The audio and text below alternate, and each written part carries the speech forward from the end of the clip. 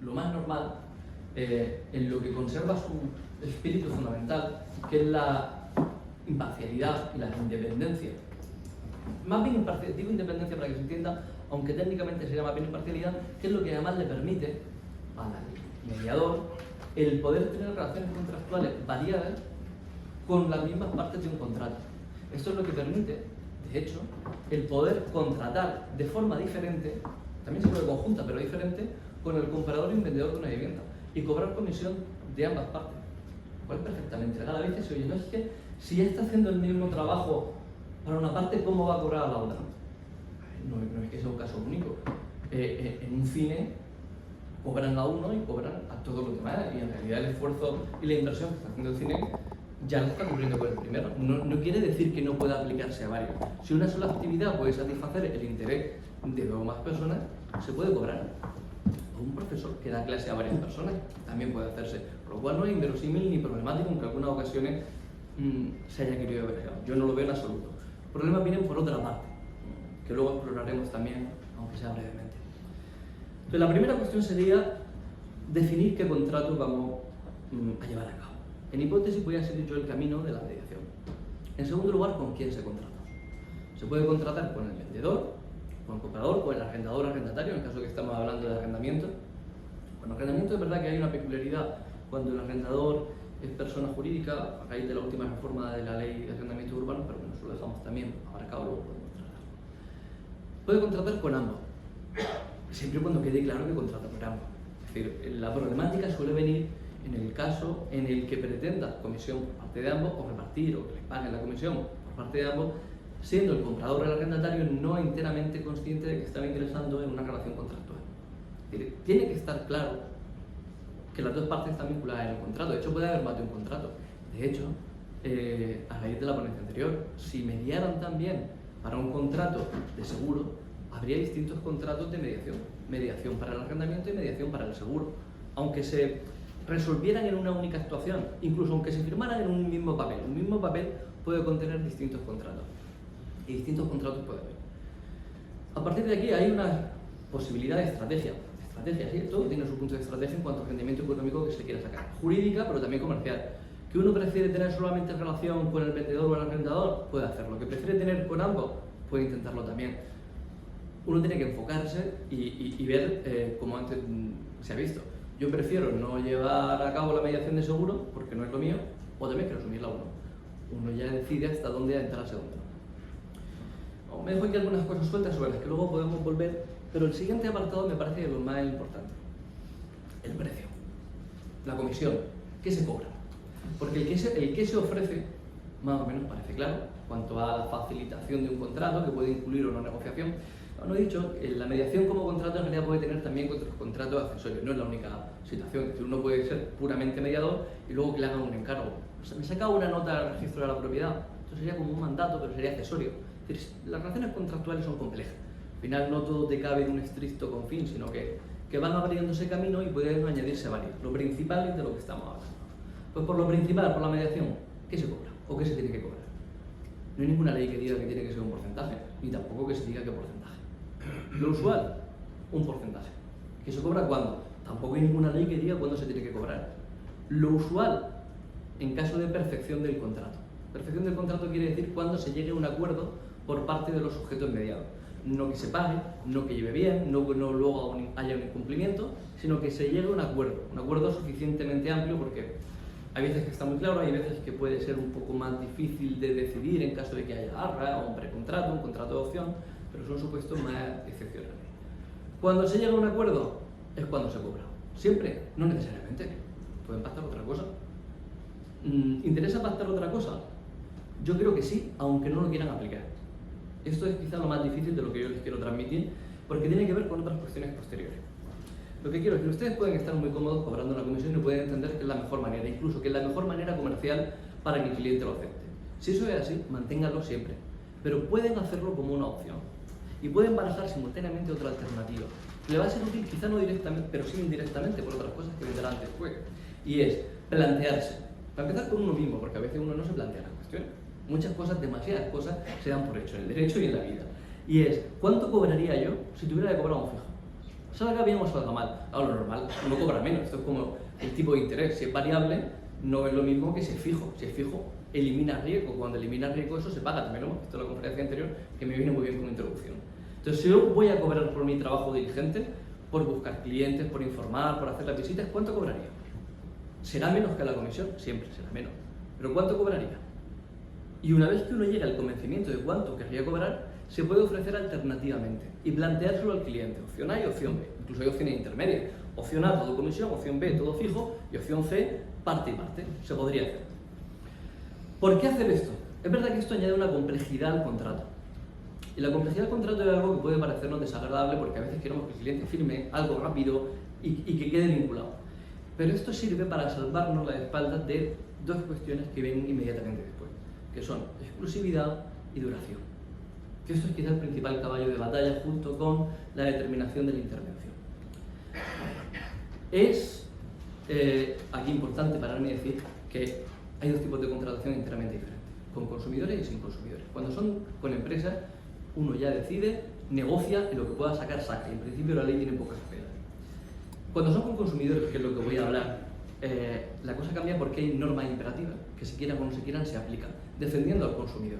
Y hay que estar preparado, aunque no se sea consumidor, para absorber esas normas que nos pueden perjudicar. Entonces, exclusividad y duración son cláusulas abusivas, nos los van a echar atrás, nos podemos proteger de eso. Vale, esas son cuestiones que eran muy importantes, porque aquí sí depende de cómo se haga el contrato. La exclusividad y duración tienen mucho que ver, porque a mí no solo me interesa ser agente exclusivo si lo consigo, sino durante un tiempo suficiente como para que mi esfuerzo merezca la pena. Si soy exclusivo, pero a las 2 semanas, cuando he desarrollado gran parte de mi esfuerzo, me dicen muchas gracias a Dios, no puedo rentabilizarlo. Con lo cual muchas veces se vinculan. ¿Cuál es el principal problema en el ámbito de los consumidores? Empezó en el ámbito de venta a distancia, pero se ha ido extendiendo. De hecho, el gran paso vino con el contrato de mantenimiento de ascensores. Y es que una norma del contrato de obra, está en el artículo 1594 del Código Civil, el Tribunal Supremo de forma pacífica y unánime ha aceptado que se aplique a todos los contratos de servicio. ¿Y qué dice este artículo? Que el consumidor, en realidad ni siquiera habla de consumidor, aquí habla de prestatario. Lo que pasa es que con los consumidores, como sería dispositivo, no se le puede quitar este derecho de forma sencilla. Cuando quieran un contrato de servicio se puede largar, puede cesar la relación. Y tiene su cierto sentido. Imaginen, por ejemplo, que yo contrato un masaje y luego no quiero dármelo. Claro, no va a decir masajista, no, acuéstate que te lo doy, pero si no quiero, no quiero. O si clases particulares, no, has firmado, me vas a escuchar. Uno puede no querer seguir en una prestación de servicio porque sufre él, directamente o no, la actividad del prestador de servicio. Con lo cual, cuando quiere, se va. Claro, esto es algo que parece que contraría todos los contratos. ¿Para qué firmamos contratos si una parte cuando quiere se larga? Para eso no firmo contrato. Claro, es que el artículo sigue diciendo que en caso de que haga eso, el cliente tiene que pagar. ¿Pagar cuánto? No el precio que se haya pactado, sino el beneficio que se iba a obtener con ese contrato. Claro, esto ya desde el principio es difícil, en la mediación más difícil todavía. ¿Por qué digo en principio es difícil? Porque ¿cuál es el beneficio? ¿Cuánto iba a ganar yo? Eso al final lo que supone hacer un cálculo de proyectiva, es decir, ¿cuánto iba a invertir yo? ¿Cuáles son mis gastos? ¿Cuánto iba yo a ganar y a restar? Quitando además las oportunidades distintas, porque por ejemplo, si yo en el tiempo que gano, porque ya no me trabajo para ti, trabajo para otro, es dinero añadido. Al final, ¿eso cómo se resuelve? Pues normalmente el Supremo lo que ha optado es inventárselo. ¿Y qué ha dicho? 15%. ¿Y por qué 15%? Esto es cuando a veces se va investigando, que a veces parece la investigación jurídica, a veces es arqueología. Pues el Supremo decía 15% porque lo dice el Tribunal Supremo y te va a otra sentencia. Porque dice otra sentencia y va yendo hacia atrás y al final llega un punto en el que se lo inventa. De hecho, nunca nadie empezó diciendo 25%, que no 15%, y porque había una ley en los años 50 que obligaba a que los contratos con el sector público fuera así, que ni siquiera era aplicable a cualquier otro ámbito. Y al final se ha quedado con un 15%. No siempre, no en todos los casos, de hecho cada prueba diferente, si uno lleva un perito a lo mejor es capaz de explicar otra cosa, pero suele ser un 15%. ¿Pero un 15% de qué? Un 15% del precio que se cobra siempre. ¿Problema de la mediación? No sabemos si vamos a cobrar o no, porque tenemos un contrato aleatorio. Así que el cliente cuando se va, ¿cuánto paga? ¿El 15% de qué? De cero. El 15% de cero es muy poco. Muy poco. Entonces, ¿qué se puede hacer para intentar solucionar esto? Pues uno puede decir, cláusula de duración mínima con penalización. Esto no es nuevo, esto es como lo de Telefónica, si te va antes, nos paga. ¿Qué pasa? Que eso lo ha dicho ya también el Tribunal Supremo, que esto es abusivo. El cliente no se lo puedes quitar, no le puedes penalizar sin más. Es decir, no puedes decir, esta es la situación base que dice la ley, pues yo te penalizo. Si le quieres penalizar, tienes que darle algo a cambio, tienes que equilibrar. ¿Qué hacen, por ejemplo, entonces las compañías de teléfono? Te dan algo y luego te lo cobran si te van. Entonces te regalamos el teléfono móvil y si te van, nos devuelve el dinero. Y eso sí se acepta, porque eso no es poner al cliente, al consumidor, en una situación peor, sino que le da una cosa buena y otra cosa mala, que se equilibra. ¿Recuerdan lo que les decía antes del precio? Aquí entonces puede tener todo su sentido. Si uno dijera al cliente, mi precio son X euros, por dependerá del inmueble o dependerá del contrato. Y además un porcentaje variable. Pero si me fijas y si acordamos entre los dos una duración mínima con exclusiva de 6 meses, no te cobro el fijo. Eso sí, ahí sí sería válido. Le estoy perdonando al cliente una cantidad a cambio de una duración. ¿El cliente se queda atrás y no puede irse? No, se puede ir, pero si se va, ¿qué tiene que hacer? Si lo ponemos en el contrato, devolverlo lo que hemos perdonado. Entonces fíjense de la situación inicial. Imaginen que ustedes no quieren poner un fijo y quieren cobrar solamente un variable. No ponen nada. Contratan con duración determinada, el cliente se va, no paga nada. Segunda opción, ustedes tampoco quieren cobrar un fijo, pero no quieren que el cliente se vaya. ¿Qué hacen?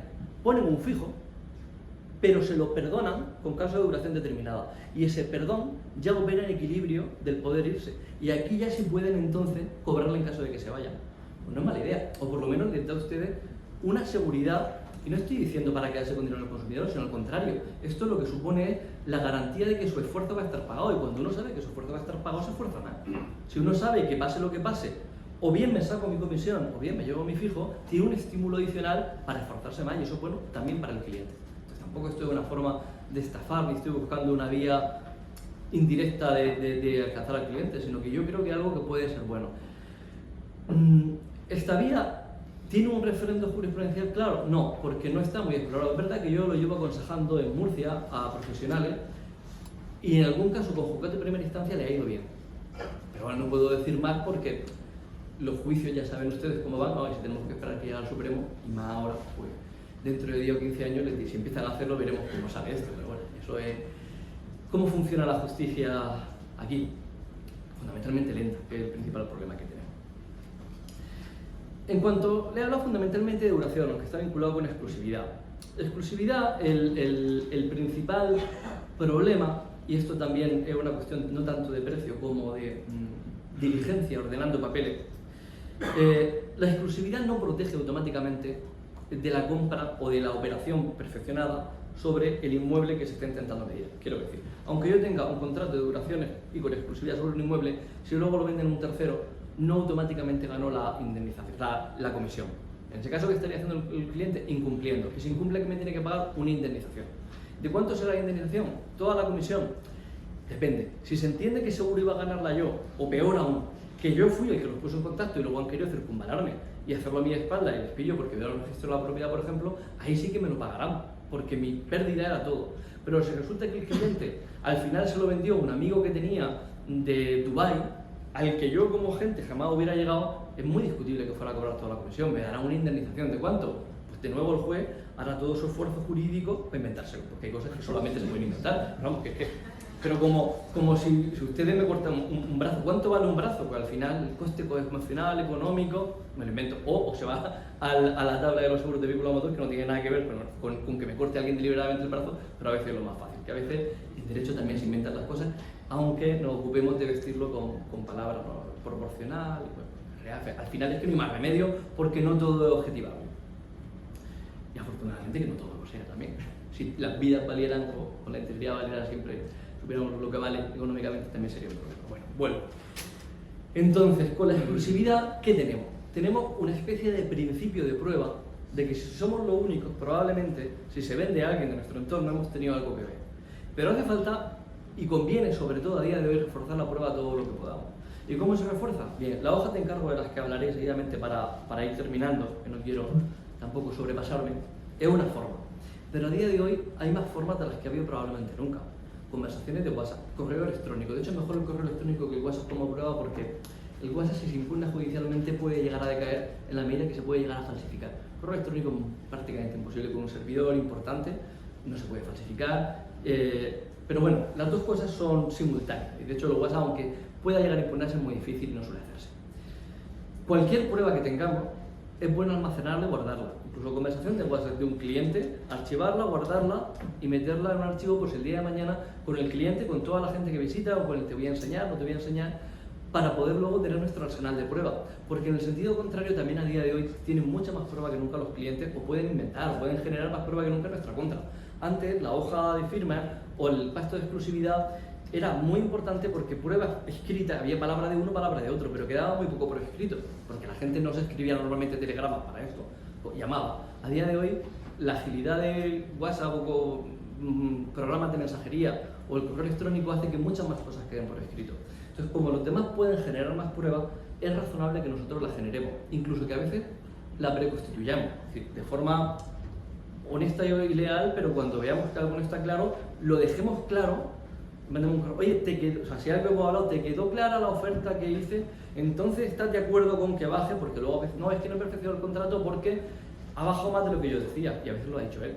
Entonces, conforme, incluso a veces sin esperar una respuesta, conforme me dijiste ayer, voy a bajar el precio y voy a hacer, y si no responde, de alguna forma, no quiero decir que el silencio equivale a aceptación, pero es un principio de prueba también de que hay una cierta aquiescencia si no corrige algo que podría ser un error en caso de que hubiera discrepancia. También inviertan tiempo en acumular pruebas porque además los otros pueden hacerlo. Yo esto de la prueba, cuanto más diligente se sea, más fácil es al final ganar. Incluso de forma la constancia en la creación de pruebas puede llegar a falsificar. Conozco algunos casos en los que alguien que ha querido falsificar algo y generando pruebas 5 o 6 años antes del conflicto, al final se lo quiere, porque ¿quién va a estar generando 5 o 6 años antes pruebas? Bueno, alguien con mucha paciencia y con voluntad deliberada al final de... Piensen, por ejemplo, alguien que quiera desheredar, un caso real, quiere desheredar a un hijo y no puede, porque la ley no te permite. ¿Qué hace? En un diario apunta, hoy le di 100 euros, hoy le di 800 euros, así durante 8 o 9 años. Y luego cuando muere, dice, todo eso compensa con la herencia que le toca. Y el juez, mentira. Y el juez dice, ¿va a estar este hombre difunto 8 años de su vida apuntando cosas falsas? Sí, pero ya, ¿quién va a pensar eso? Entonces, bueno, la paciencia recompensa hasta el malhechor. Bien, última parte de lo que les quiero transmitir es que en última instancia da sentido a gran parte de lo que estoy diciendo. Todo esto que lo estoy diciendo, ¿cómo lo recogen? A ver, mi espíritu de jurista les diría que cuanto más cosas recojan en un contrato, mejor, porque es más seguridad. Entonces, si ustedes me dicen, ¿tienes tiempo, Gabriel, para hacerlo el mejor contrato posible? Yo vendría aquí contento con mis 60 páginas y diría, todo está previsto. Claro, entonces yo me imagino a ustedes diciendo a sus clientes, 60 páginas, firma aquí, si puedes antes de marcharte de esta visita. Y a lo mejor no lo hacen. Entonces, claro, esto, hay una tensión, y yo la entiendo, entre la vis comercial y la seguridad jurídica. Y tiene uno que encontrar un equilibrio entre lo que puede vender en el momento y lo que puede absorber el cliente. Entonces, eso yo entiendo que no puede agotar esas 60 páginas. Pero hay cosas que sí que puede interesar dejar claras.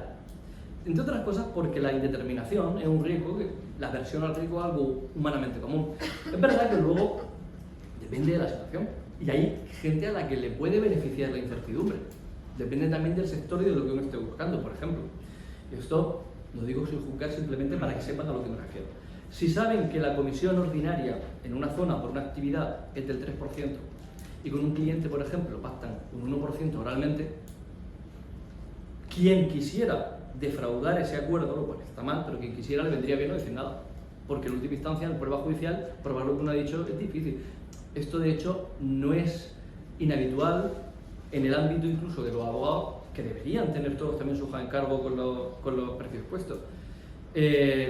Cuando al final llega un conflicto con el cliente, cuando llega un conflicto es que los puentes están rotos y hay una relación mala, claro, no es lo que suele pasar.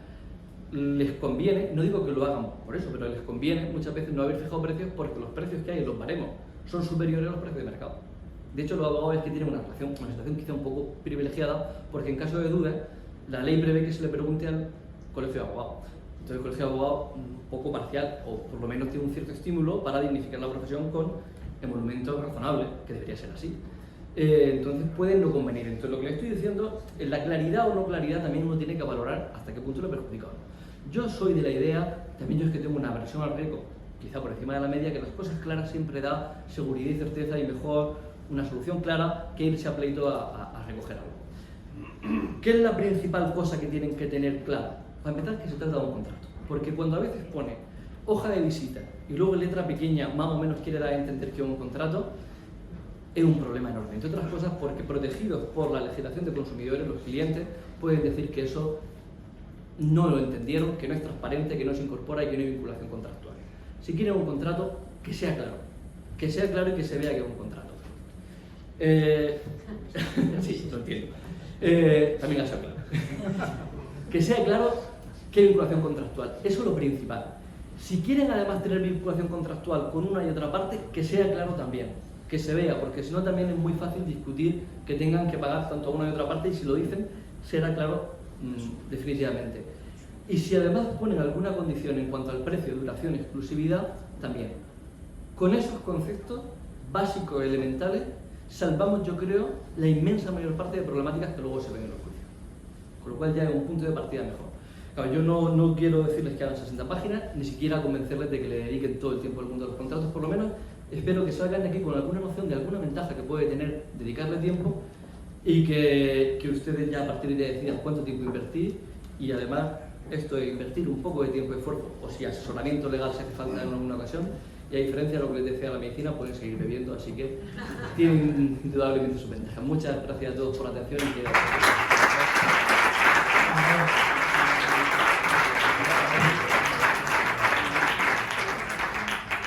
Vamos a dedicar 5 minutos a posibles preguntas que nos pueda responder Gabriel. Si alguien tiene aquí.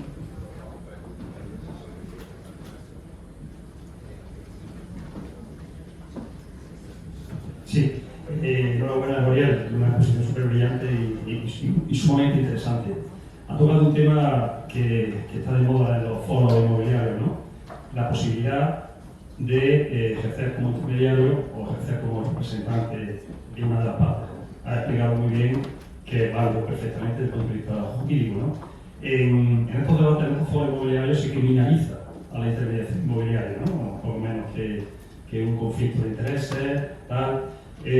No sé, ¿ve usted efectivamente que hay algún tipo de conflicto, ya no me refiero ético, ¿no? Me refiero jurídico, que es su campo, ¿no? ¿Ve usted que hay algún tipo de conflicto en que un profesional inmobiliario efectivamente contrate con el vendedor, contrate con el comprador, le cobre el horario a las dos partes para, por fin, a ver si podemos entre todos que no se criminalice la intermediación inmobiliaria? Gracias. Mira, yo creo que desde luego, siempre cuando se mantenga la...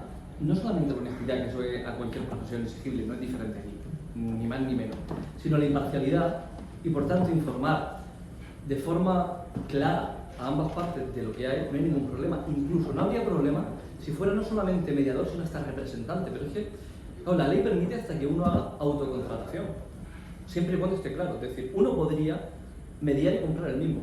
Legalmente no sería ni siquiera una imposibilidad.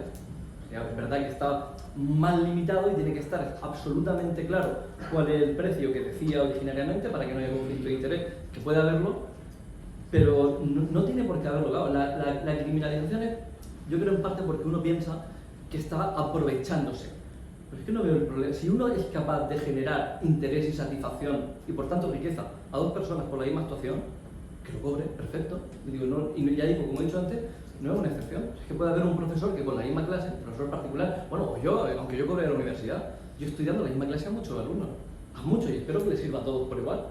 Y no cobro individualmente, pero si cobrara clases particulares podría cobrar individualmente a cada uno. Entonces no veo legalmente, siempre y cuando se haga desde el punto de vista de la imparcialidad, desde luego, es decir, que no se intente beneficiar a uno por encima de otro, sino manteniendo un equilibrio que puede ser difícil, pero no más difícil que en muchas otras operaciones o circunstancias cuando hablamos sobre todo en el ámbito legal, no veo obstáculo. ¿Alguna pregunta por ahí?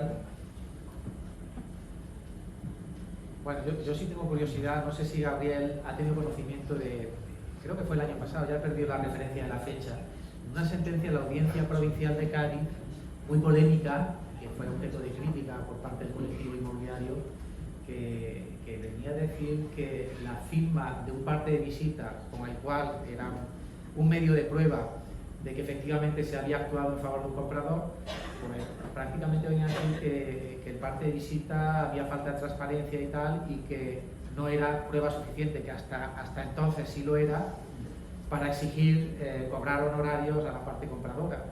Es la forma de probar, en este caso, que se ha prestado un servicio para el contrato. Ya que el parte visita por sí mismo, que no deja de ser un contrato, que tiene esa denominación. No sé si ha tenido conocimiento de la polémica que ha creado esta sentencia. Sí, o sea, sí, la he visto esta sentencia. A ver, esto tiene un poco que ver con algo que he tocado un poco de pasada, que era la necesidad de claridad en el contrato. Esto parte, por una parte, de normativa de protección del consumidor y del usuario, y por otra parte, de la doctrina del Tribunal Supremo que hubo en cuanto a las cláusulas suelo. Cláusulas suelo que hablaban del precio. Y el precio es como un elemento, no es como, es un elemento principal del contrato, que en principio los jueces no pueden decir que es abusivo.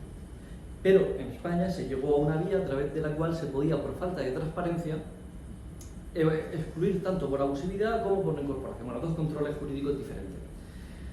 En última instancia, si se entiende que no es plenamente comprensible no solamente qué está haciendo, sino las consecuencias de lo que está haciendo para el consumidor, eso se expulsa del contrato o incluso el contrato entero queda fuera. Ahora, esto lleva a una hoja de visita. La cuestión es, ¿queremos que la hoja de visita actúe solamente como prueba frente al vendedor y por tanto no puede cobrar al vendedor? Bueno, pues puede ser una prueba adicional, hoja de visita. Ahora, si queremos que la firma de la hoja de visita suponga una prueba o una vinculación contractual con el cliente, es decir, que el cliente al firmar quede vinculado, tiene que quedar claro que está vinculado. Porque es verdad que antes había otras sentencias que hablaban del error vencible o invencible, es decir, si uno hubiera leído todas las líneas y se hubiera parado y si tiene dudas preguntas hubiera podido salir de ahí. Pero la normativa de consumidor y usuario es tutelar, es un poco. Hay que pensar que el consumidor medio no es ni el más listo ni el más diligente y hay que cuidar al pobre, un poco va por ahí la idea. Y en ese sentido en el momento tú le das y firma y eso lo ha comprendido o puede tener dificultades de comprensión, y si el juez piensa que puede tener dificultades de comprensión puede ir fuera. Y la principal de las dificultades de comprensión aquí es, y esto puede ser razonable, si quieres que sea un contrato, no ponga hoja de visita, pon en su caso hoja de encargo, que esto ya por lo menos te da un plus adicional.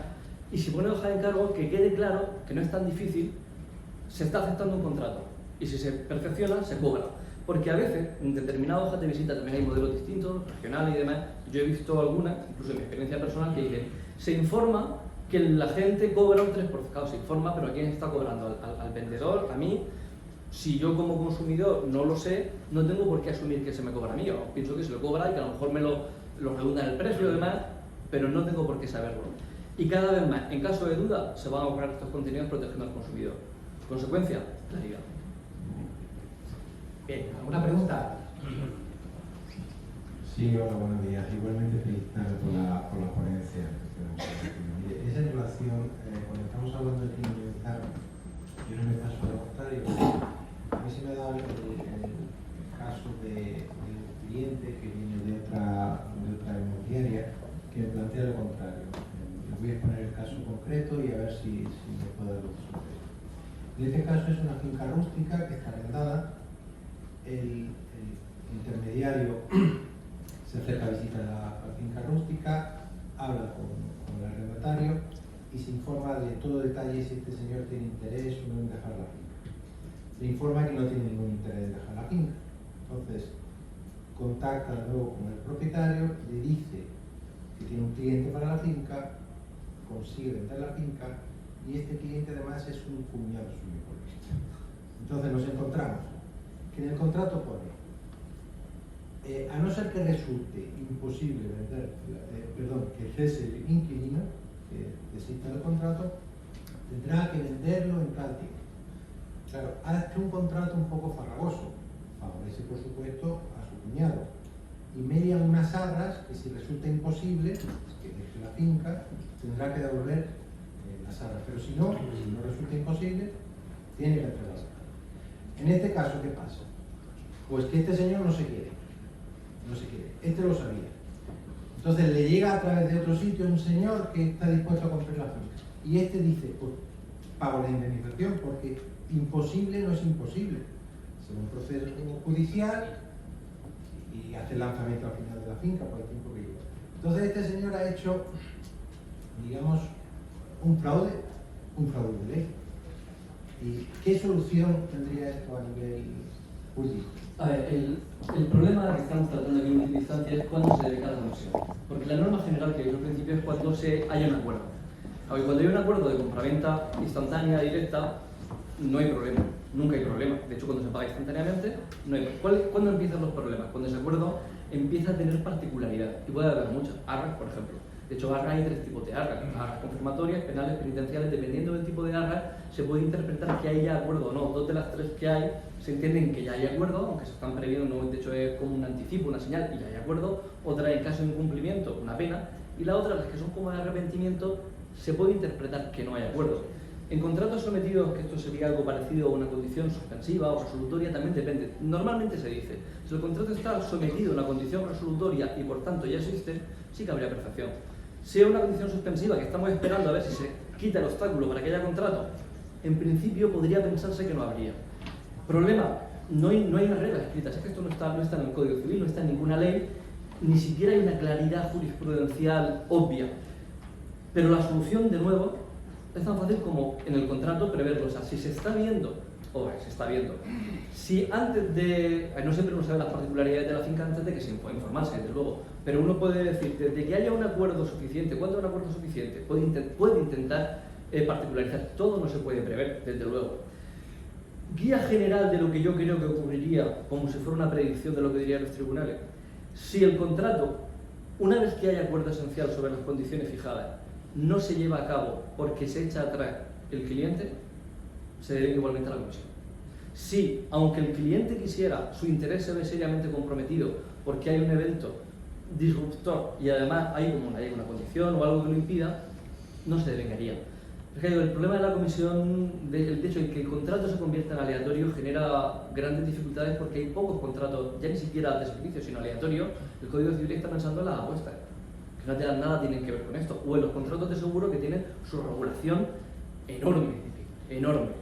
Aquí, al final, nos movemos en terrenos de incertidumbre y a veces hasta de costumbre.